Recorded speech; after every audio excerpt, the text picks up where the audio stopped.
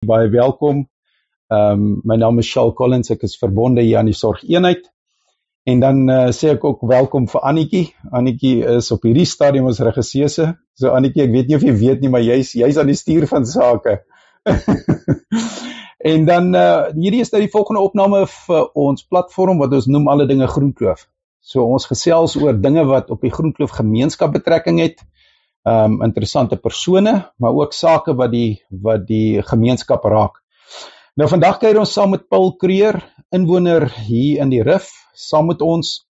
Paul, net vinnig vir jou sê baie welkom, dankie, dis 'n groot voorreg om jou hier te hê. Dankie, Charles.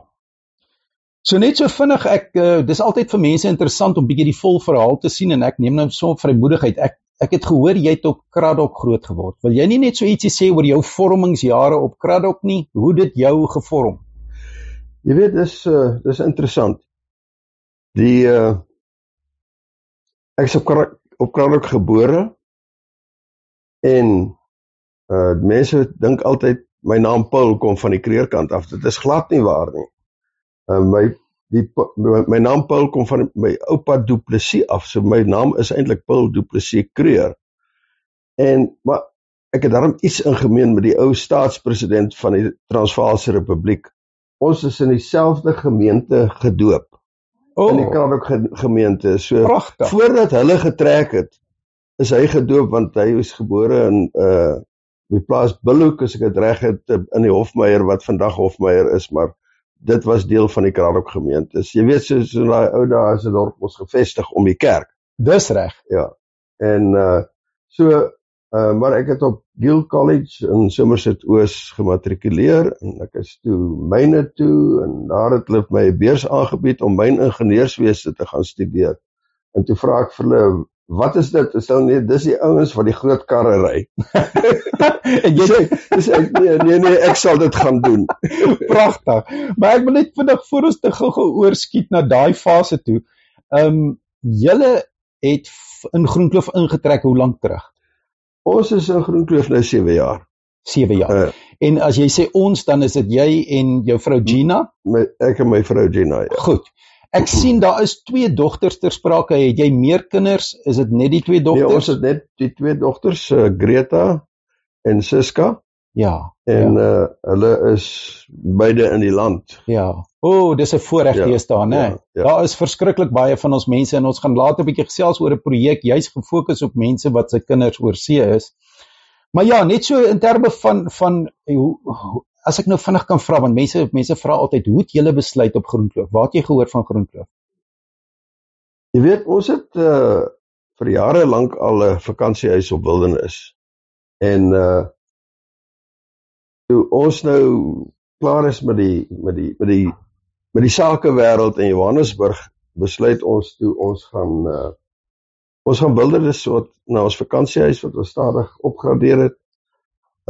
Want ons wou graag naby ons kleinkinders is. Ja. Ons kleinkinders was op daai stadium in Knysna.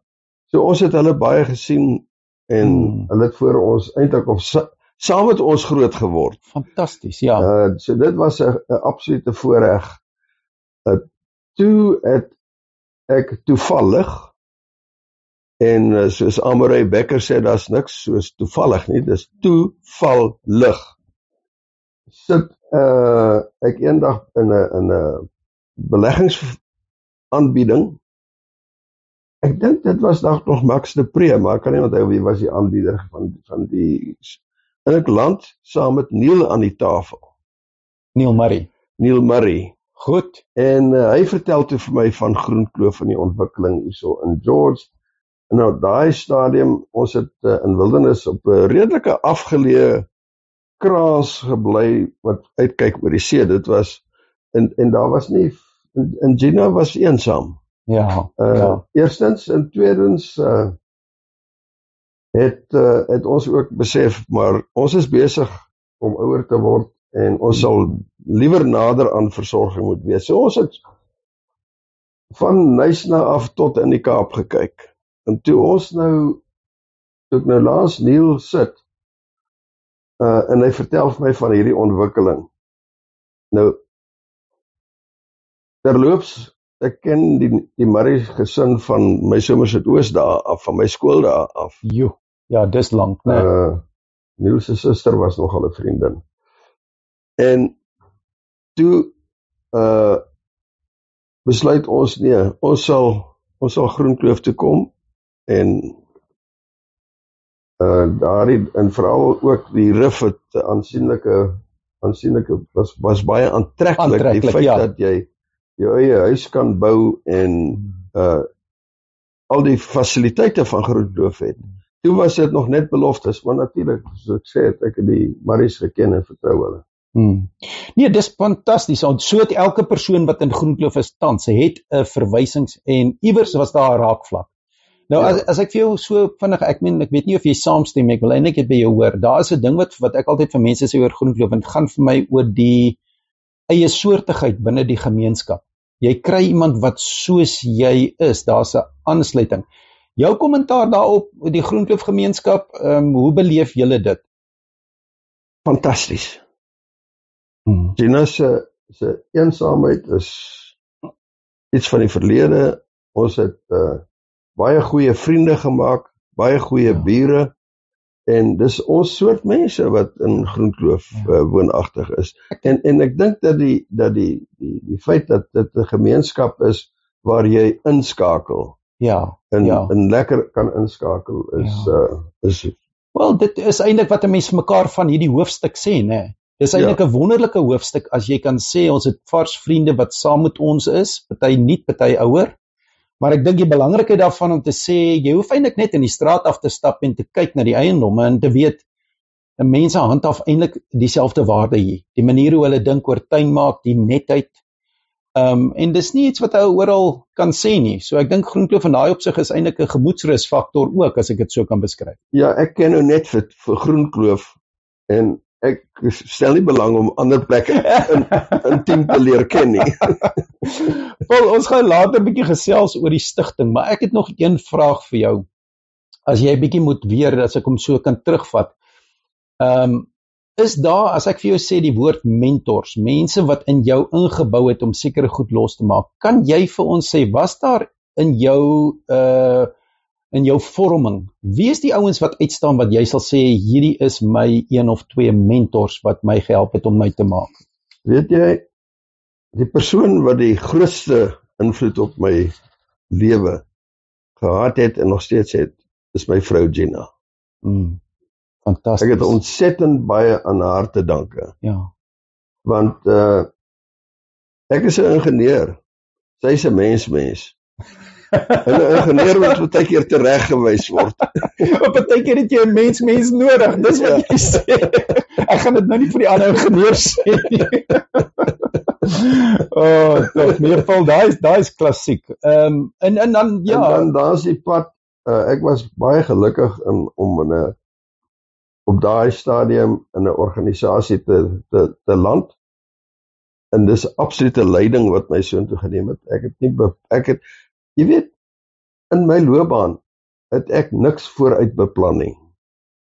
Ek is gelei na die volgende stap. Ja. Ek het maar net my beste gelewer op elke plek waar ek geland het. Jo, dis 'n baie wonderlike ding wat jy daar sê, né? Dit is jou instelling wat bepaal wat eintlik die volgende hoofstuk sal wees. Absoluut. Ja. So, om te sê dat ek het goed bereik, is nie waar nie. Ek is geseën met talente wat ek nou die beste van my vermoë probeer benut. Nee, kom ek jou so sê, ek dink dit sal in gebreke bly as ek nie vir mense sê nie, en ek weet jy in terme van die hoofstuk, nie baie mense sal dit dalk weet van jou nie, in Sasol, dit was 'n tyd waar jy ook 'n strategiese rol daar gespeel het. Ek wil nie lank daar bly nie, ons gaan by die stigting eindig, maar ek wil tog vir jou vra, dinge wat in jou era in Sasol gebeur het. Wil jy so 1 of 2 dinge net sê, want jy het unieke belewennisse gehad. Jy weet, ek het 'n baie goeie span gehad. Daar, as ingenieur het ek geleer dat van mense afhanklik is. Dit klink soos 'n Gina les. Nee,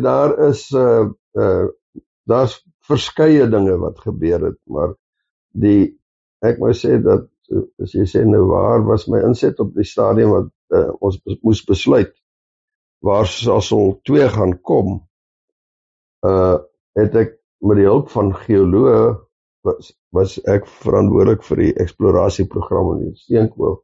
En ek het 'n kollega gehad en hy het vir my gesê, en hy het moes eiendomme onder opsie opneem om te sê waar gaan die Sasol 2 bou. En Sasol het 'n veld gehad nader aan Johannesburg is waar Secunda vandag is. En hy het vir my gesê, die dag is hy nou al die opsies opgeneem het om 'n dorp daar te stig, dan gaan ek vir hom sê as na 'n ander plek toe gaan, en dit was waar. So ek was ondergrond in 'n steenkoolmyn in Amerika besig om na toerusting te kyk, te kry 'n telefoon oproep ondergrond van Ad Stander wat op daai stadium in beheer van die Sasol 2 projek was. Hy sê vir jy moet dadelik huis toe kom, want ons moet besluit waar om Sasol 2 te bou. Ja. En ek was nie heeltemal gereed nie, maar ek het genoeg kennis en insig en op aanbeveling van die geoloog ook toe bepaal presies waar ons die fabriek moet bou, waar ons die dorp moet bou, sodat dit nie op steenkoolreserwes lê nie. En dit was nogal interessante tyd. Dis ongelooflik, dit is werklik vormende dinge, en dis nie wat ek sê, ek dink ek en jy kan lank sit en kuier oor daai hoofstuk, maar ek dink, dit spreek boekdele van jou belangstelling, jou span. Is my interessant dat jy dadelik teruggaan na die idee van dis die span wat die ding, wat die mylpaal bereik het. Nou wil ek aanskuif na die stigting toe, die Groenkloof Stigting. Nou, toe ek nou voorberei, toe weet ek moet nou nie praat van die stigting van die Groenkloof Stigting nie. Dit is, jy moet nou eintlik sê, jy weet hoe die Groenkloof Stigting ontstaan, anders te struikel jy oor die woord stigting. Maar net so vinnig in terme van die oorsprong en die visie, wil jy so ietsie sê oor die Groenkloof Stigting? Wel, die oorsprong en die visie het eintlik gekom van die ontwikkelaars.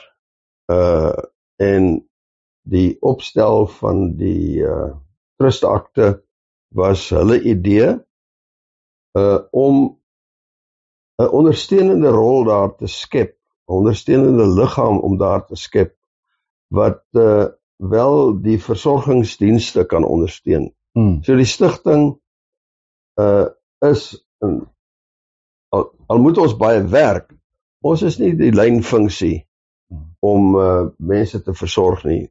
Dit is die werk van die versorgingsafdeling, om na mense te kyk, maar ons is daar om 'n ondersteunende rol te speel en om te help waar nodig. Paul, dit klink spreek weer vir my van terugsit. As ek na jou luister, en dan kom ek baie vinnig agter, jy's 'n persoon wat terugbou in jou situasie, terugbou in jou gemeenskap.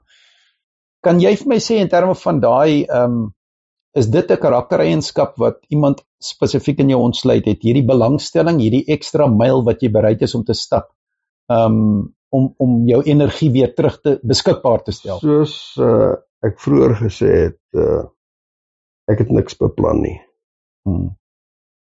Die stigting, en ek het nie beplan om 'n stigting daar te hê of 'n voorsitter van 'n stigting te wees nie. Ek het afgetree. Toe jy jou oë uitvee toe. En ek ons moet later besluit of ons hierdie stukkie inhou of nie.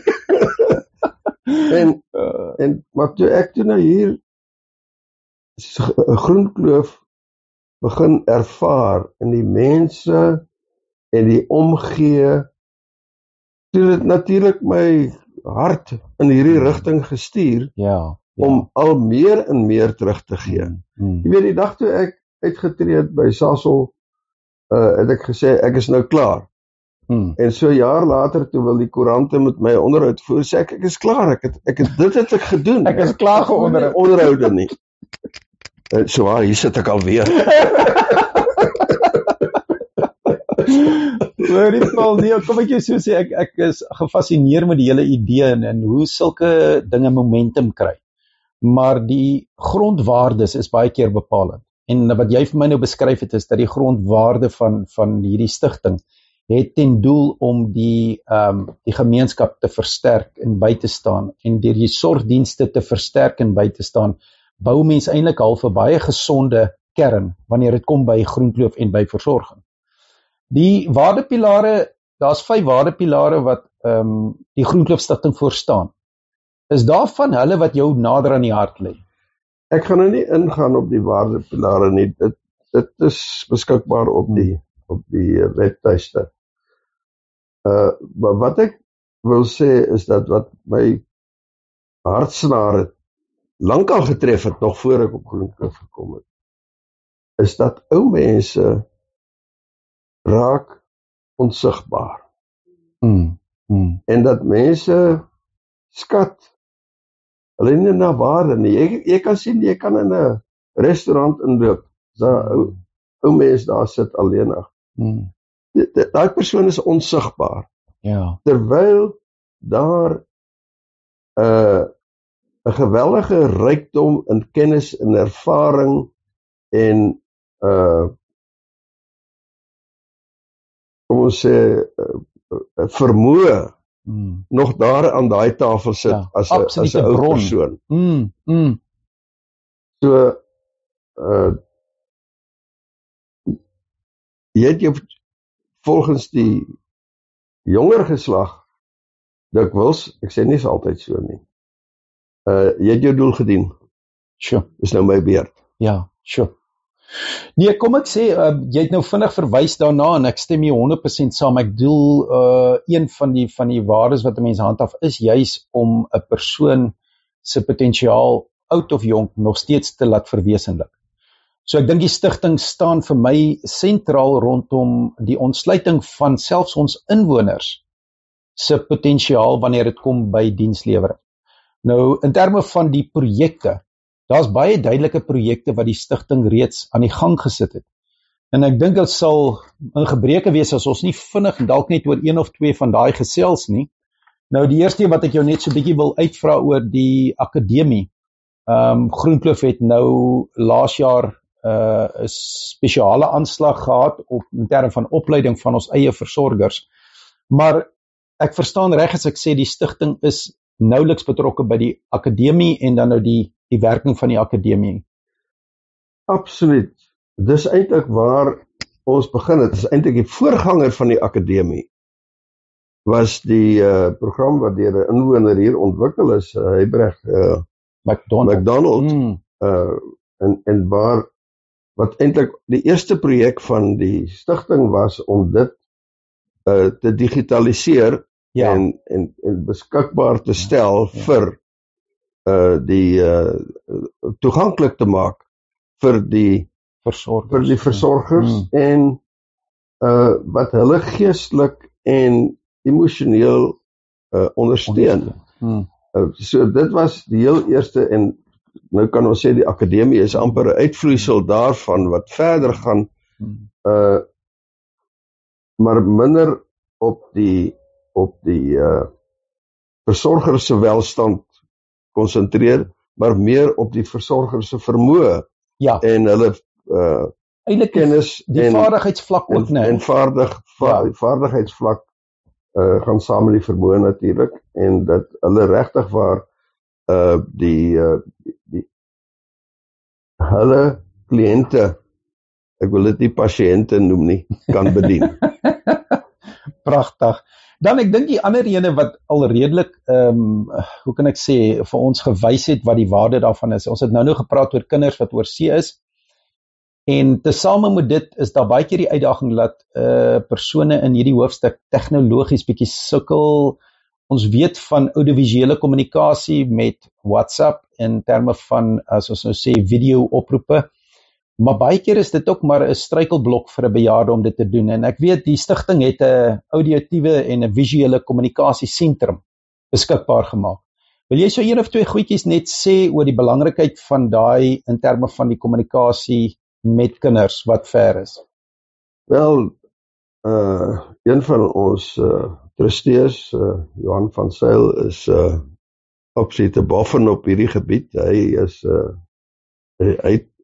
'n duidelike voorbeeld van hoeveel talent daar opgesluit is in ons inwoners. Ja. En hy het daardie bal gevat en gehardloop met hom en gesorg dat ons daar 'n kommunikasiesentrum het wat op WhatsApp is 'n eenvoudige tegnologie vandag. Ja. Wat dit gebruik om mense en wat vir my eintlik, want dis die vermoë van WhatsApp is dat hier mense is wat met kinders gelyktydig praat wat in Hong Kong sit en in Engeland sit.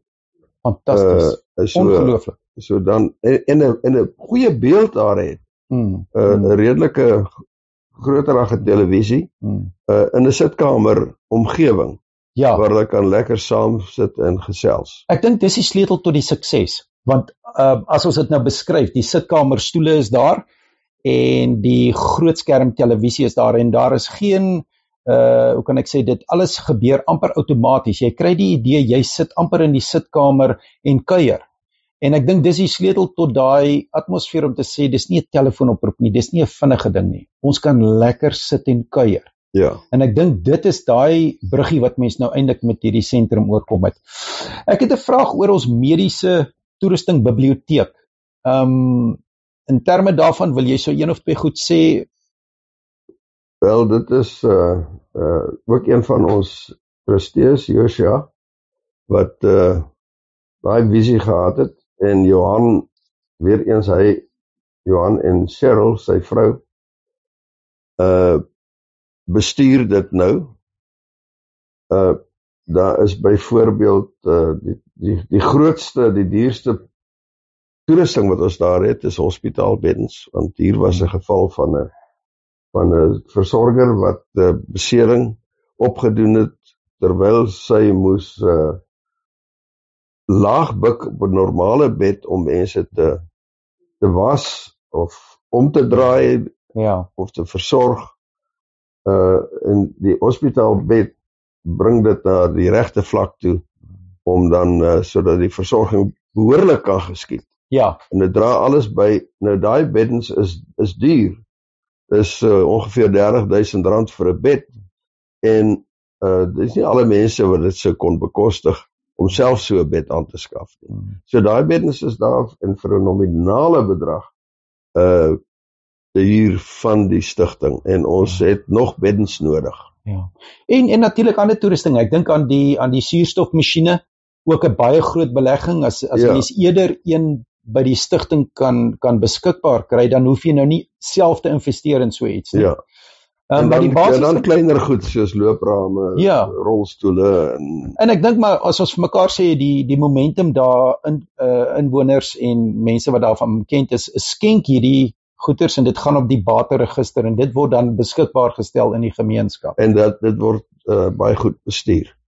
Ja, en dan net so vinnig, ons kan nie verby beweeg nie. Hierdie alle dinge Groenkloof potgooi idee is ook iets wat uit die stigting geleedere gebore is.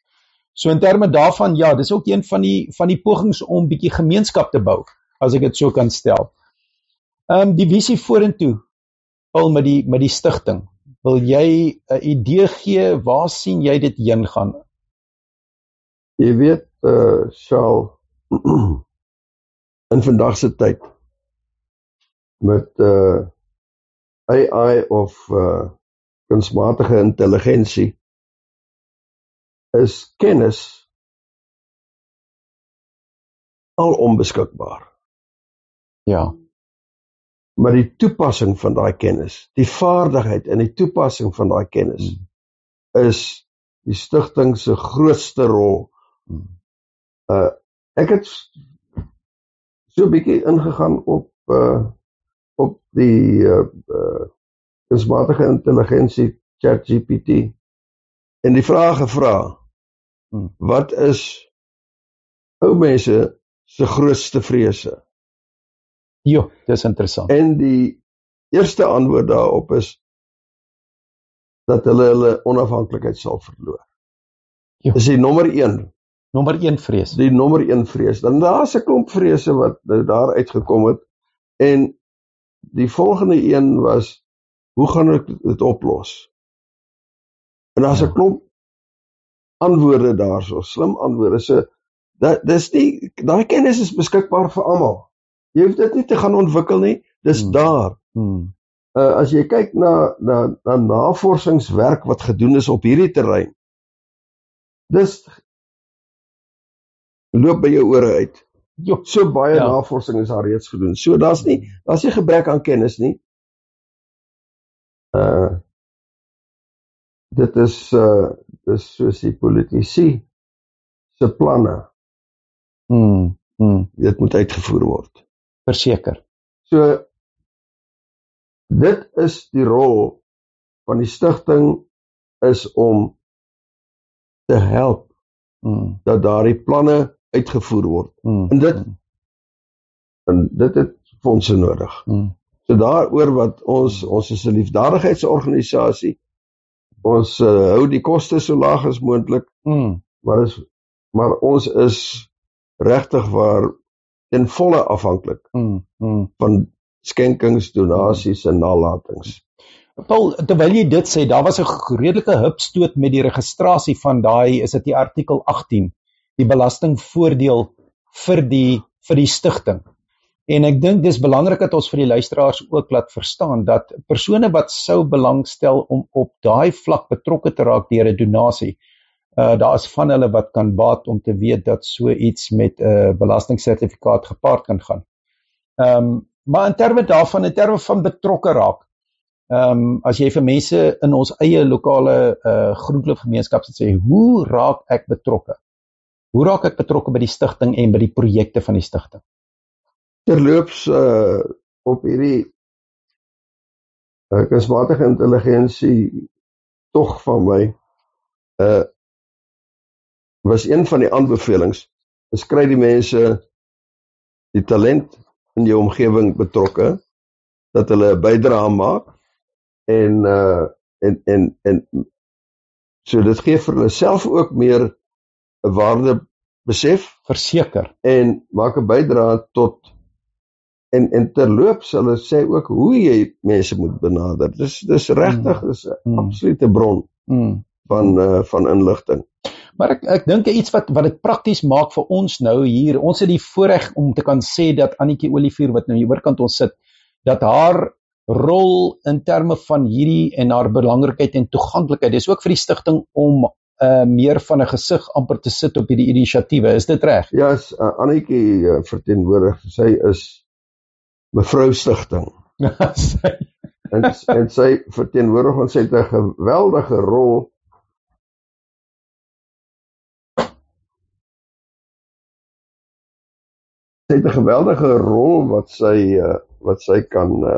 wat sy speel, en ook om met mense, is onmoontlik vir Annetjie om met elke individu in Groenkloof, en hy brei steeds uit, persoonlike verhouding te hê, maar ook om te help met die versorgers en die gemeenskap, om met mekaar.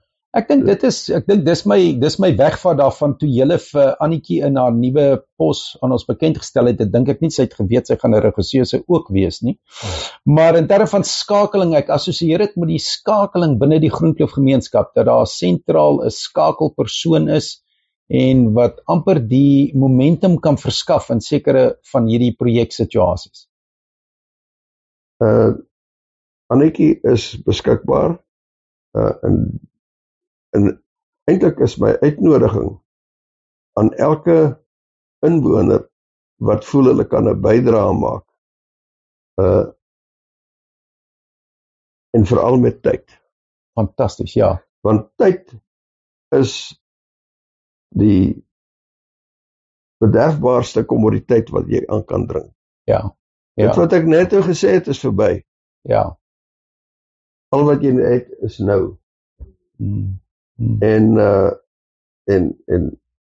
as jy vir my vra, wat is die wat is nou werklik waar die doel van die stigting is om liefde te bevorder. Ja, sê. Ja, Liefde te bevorder ek hou daarvan. tussen mense,